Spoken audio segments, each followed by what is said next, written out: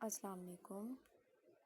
Today my topic is data analysis. Data analysis होता क्या है? जो इसकी बेसिस टॉपिक है ना वो है रिसर्च, डाटा और डाटा एनालिसिस। रिसर्च में जो है ना, हमें अगर किसी चीज़ की हमें रिसर्च करनी तो हमें उसके लिए नॉलेज और इन्फॉर्मेशन हमारे पास लाजमी होना चाहिए। फिर उसके बाद होता है हमारे पास जो डाटा, जो हमें डाटा मिलता है, डाटा एनालिसिस, जिसमें हम जितने भी उनके रिज़ल्ट हैं उनमें उनके एरर को उनको रिमूव करके रिज़ल्ट दिया जाता है। जो इनके स्टेप्स हैं, steps in the process of research. Steps में कौन कौन से रिसर्च हैं?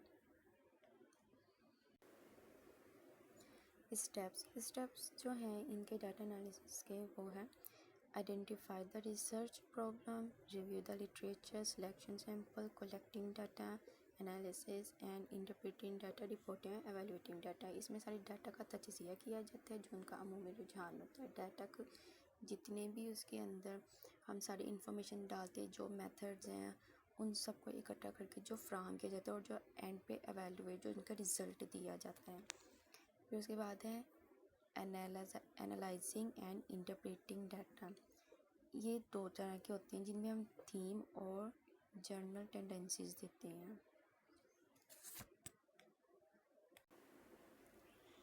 Steps in the process of research, जिनमें हम आइडेंटिफाई रिसर्च प्रॉब्लम करते हैं, reviewing the literature, selecting sample, collecting data को सारा कलेक्ट किया जाता है, इंटरप्रेटिंग ऑफ डाटा का जितना भी तजिया है वो किया जाता है और फिर इन सब के डाटा को एवेलुएट किया जाता है। एनालाइजिंग एंड इंटरप्रेटिंग डाटा, इसमें हम थीम, जनरल टेंडेंसी होती है, डाटा के ऊपर डिफरेंट तरह के रूल्स होते हैं। डाटा एनालिसिस की जो एक सिंपल है डेफिनेशन वो होती है, data analysis is the process of inspecting, cleaning, transforming and processing raw data. ये यूजिंग होती है various type of logical method, जिनमें टेक्निक्स में हम क्या करते हैं, जितने भी सॉल्विंग प्रॉब्लम्स एंड डिसीजन है वो उसको हम बनाते हैं। अगर डाटा में एरर होगा तो रिज़ल्ट कभी भी एक्यूरेट नहीं आएगा। रिज़ल्ट में जब सिंपल डाटा हम कलेक्ट करते हैं ना, तो फिर डाटा को ऑर्गेनाइज लाजमी किया जाता है ताकि जितने भी एरर है वो उनको रिमूव कर दिया जाए। फिर उनको समराइज़ करते हैं।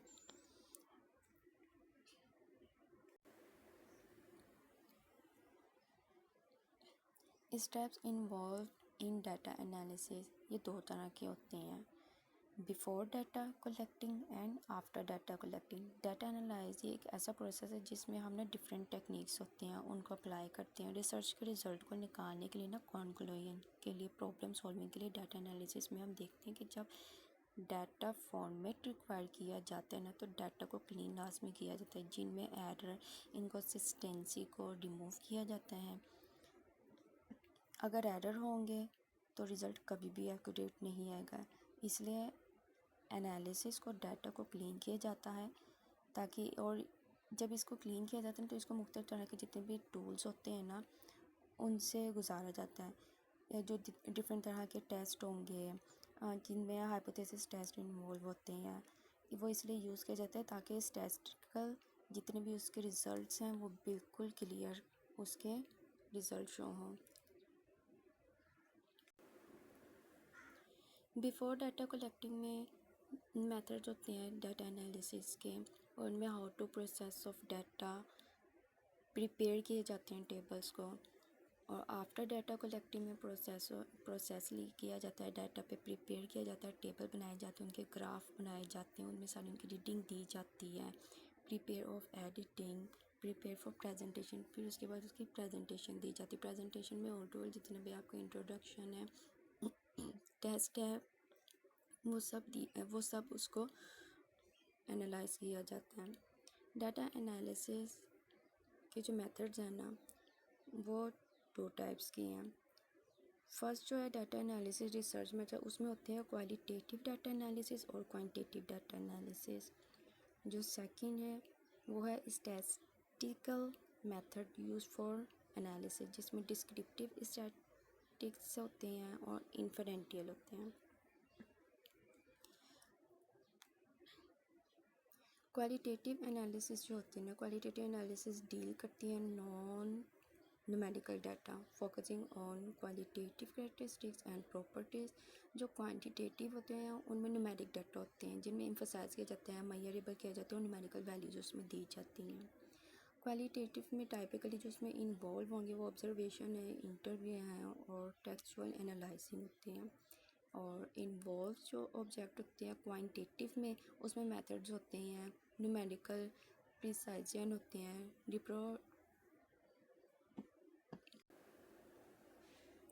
क्वांटिटेटिव एनालिसिस में न्यूमेरिकल मेथड्स, उसमें ग्राफ्स होते हैं, टेबल्स प्रेजेंट किए जाते हैं, न्यूमेरिकल रिलेशनशिप एंड पैटर्न।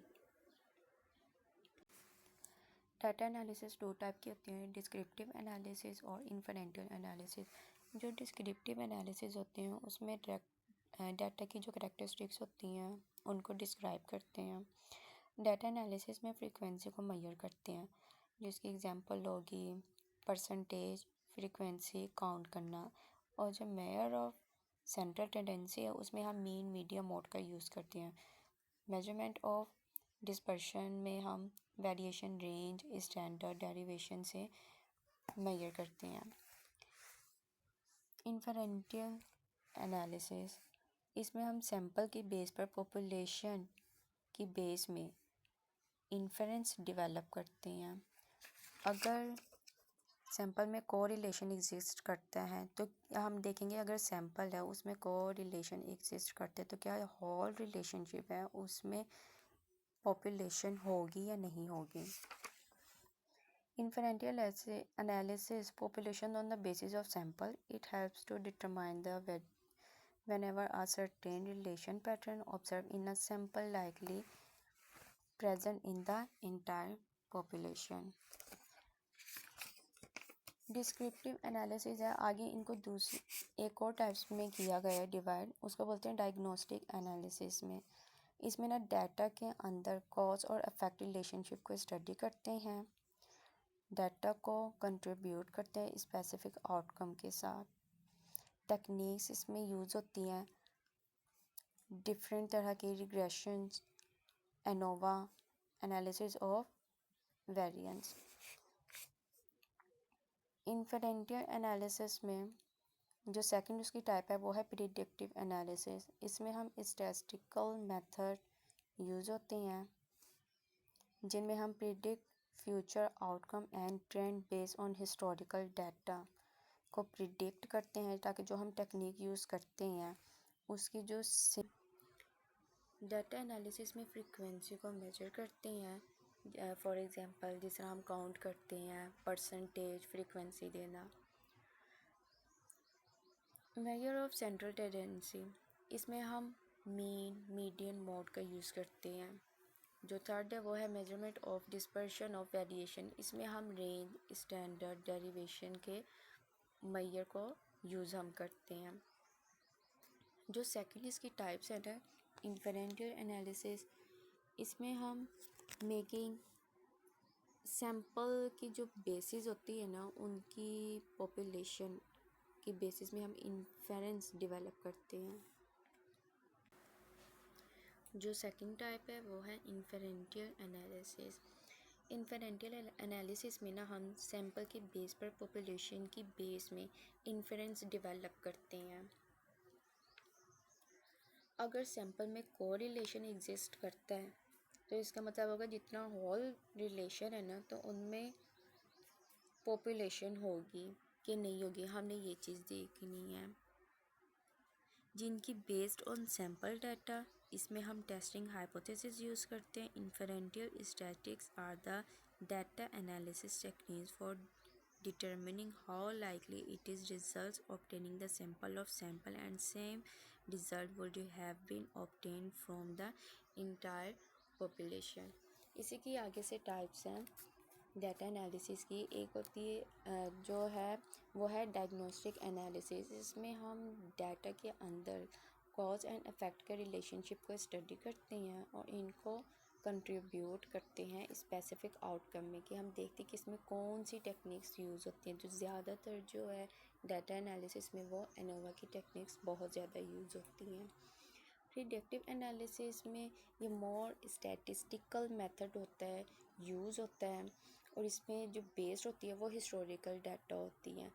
इसमें हम नेवी मॉडल यूज़ करते हैं, डबल मीनिंग एवरेज होती है। ऑटो रिग्रेशन, लीनियर रिग्रेशन इनका यूज़ होता है। जो हिस्टोरिकल डाटा है ना वो इनको यूज़ करते हैं कि इनको फ्यूचर को प्रिडिक्ट करने के लिए। ये जो प्रिडिक्ट एनालिसिस में डिफरेंट टेक्निक्स हैं वो कौन कौन सी इसमें यूज़ हो रही हैं। Selecting among test of significance, इसमें ना पैरामेट्रिक टेस्ट और नॉन पैरामेट्रिक टेस्ट यूज़ होता है। अब पैरामेट्रिक टेस्ट और नॉन पैरामेट्रिक टेस्ट ये होता क्या है। पैरामेट्रिक टेस्ट टी टेस्ट है। The T test is use to determine whether two groups of score are significantly different at a selected probability level. We can use Excel, SPSS or a variety of other software application to conduct the test. Parametric test में अगर आप लोगों को दी जाती है एक range के 10 to 20 तक आपको रेंज दी है, 30 to 40 आपको रेंज दी है, तो इसको हम ना बोलते हैं नॉर्मल डिस्ट्रीब्यूशन ऑफ डाटा। ये मोर एक्यूरेट होती हैं, इसमें ये मोर पावरफुल होते हैं और इसमें हम अगर कैलकुलेशन होती है ना तो लार्ज नंबर की होती है पैरामेट्रिक टी टेस्ट में। जो इसकी एग्जांपल है उसमें टेस्ट है और मोर एफिशिएंट है, एनोवा है और टी टेस्ट यूज़ होते हैं। Non parametric test, non parametric test जो है ये डिपेंडेंट होते हैं। Non parametric test chi-square. Chi-square is a non-parametric test of significance appropriate. It is used to compare frequencies occurring in different categories or groups. Chi-square is computed by comparing the frequency of each variable observed in the study to expected frequencies. ये जो है ये dependent होते हैं ordinary and nominal data से। जिस तरह parametric test में हमें रेंज दी जाती है, इसमें हमें रेंज नहीं दी जाती, इसमें हमें डायरेक्ट वैल्यूज़ बताई जाती हैं और ये कम लेस होते हैं एक्यूरेट। ये सूटेबल होते हैं, इनमें हम स्मॉल डाटा होता है और ये लेस पावरफुल होते हैं। जो इनकी एग्जांपल है वो है मैन, वाइटनी। ये लेस एफिशिएंट होते हैं और जिस तरह हम पैरामेट्रिक टेस्ट में हम लार्ज कैलकुलेशन कर सकते थे ना, तो ये नॉन पैरामेट्रिक टेस्ट है तो इसमें हम शॉर्ट कैलकुलेशन के लिए यूज़ करते हैं। नॉन पैरामेट्रिक जो काई टेस्ट है इसको दूसरे जो वर्ड्स हैं, जो दूसरी सेकंड फॉर्म उसमें ज़्यादातर लोग होते हैं गुडनेस ऑफ फिट टेस्ट। ये इंडिपेंडेंट होते हैं टेस्ट। इसमें हम देखते हैं कि इसमें जो डिग्री ऑफ फ्रीडम होती है, ये इसलिए हम डिग्री ऑफ फ्रीडम का नाम दिए क्योंकि इसमें जो नंबर्स होते हैं ना वो इंडिपेंडेंट वैल्यू होते हैं।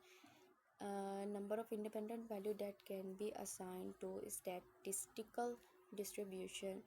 इसमें रॉ और कॉलम दिए जाते हैं। इनमें ना रॉ और कॉलम की जो वैल्यूज़ होती हैं वो होती हैं -1 और -1। -1 रो से दी जाती है और -1 कॉलम से दिया जाता है। तो इसको हम ना रो एक टेबल बनाएंगे, टेबल को हम रो और कॉलम के साथ कंपेयर करेंगे। जो इनकी फ्रीक्वेंसी होती है ना, इन्होंने कहा कि इसमें मस्ट फ्रीक्वेंसी यूज़ होगी